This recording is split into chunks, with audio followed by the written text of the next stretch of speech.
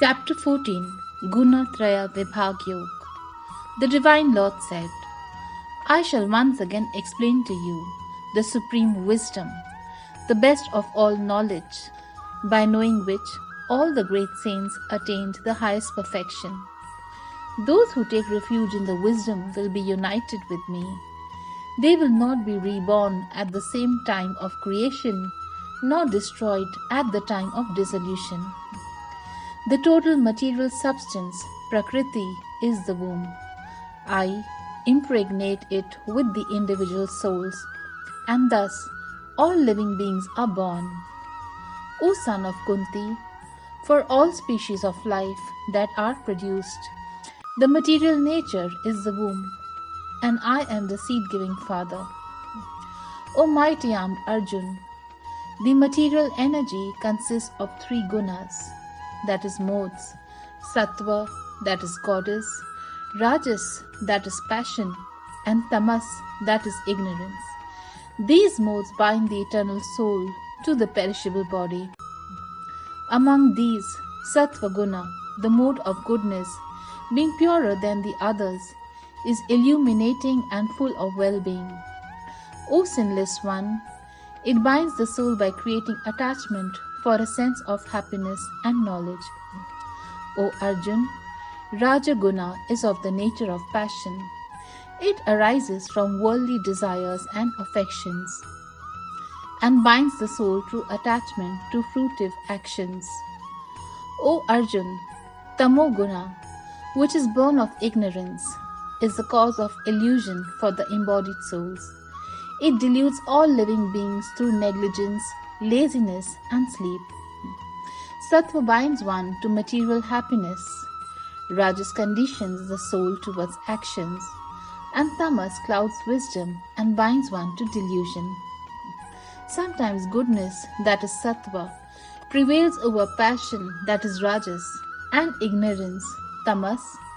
O scion of Bharat, sometimes passion, that is rajas, dominates goodness, that is sattva, and ignorance, tamas. And at other times, ignorance, that is tamas, overcomes goodness, that is sattva, and passion, rajas. When all the gates of the body are illumined by knowledge, know it to be a manifestation of the mode of goodness. When the mode of passion predominates, O Arjun, the symptoms of greed, exertion for worldly gain, restlessness, and craving develop. O Arjun, nescience, inertia, negligence, and delusion, these are the dominant signs of the mode of ignorance. Those who die with predominance of sattva reach the pure abodes, which are free from rajas and tamas of the learned. Those who die with prevalence of the mode of passion are born amongst people driven by work, while those dying in the mode of ignorance take birth in the animal kingdom. It is said the fruit of actions performed in the mode of goodness bestow pure results. Actions done in the mode of passion result in pain, while those performed in the mode of ignorance result in darkness. From the mode of goodness arises knowledge, from the mode of passion arises greed, and from the mode of ignorance arises negligence and delusion. Those situated in the mode of goodness rise upward, those in the mode of passion stay in the middle, and those in the mode of ignorance go downward. When wise persons see that in all works there are no agents of action other than the three gunas, and they know me to be the transcendental to these gunas, they attain my divine nature. By transcending the three modes of material nature associated with the body, one becomes free from birth, death, old age, and misery, and attains immortality. Arjun inquired, what are the characteristics of those who have gone beyond the three gunas, O Lord? How do they act? How do they go beyond the bondage of the gunas?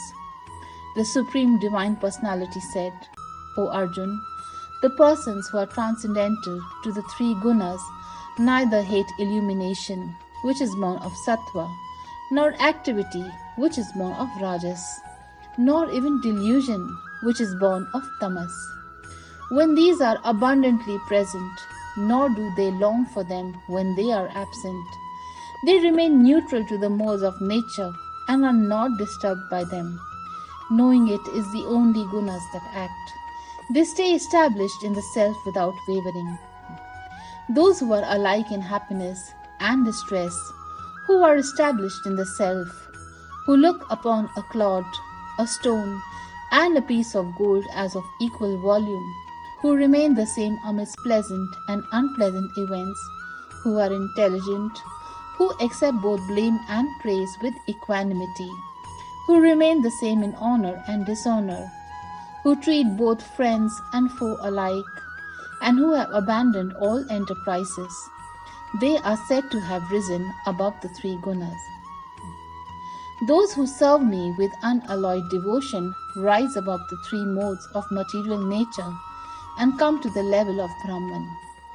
I am the basis of the formless Brahman, the immortal and imperishable of eternal dharma and of unending divine bliss.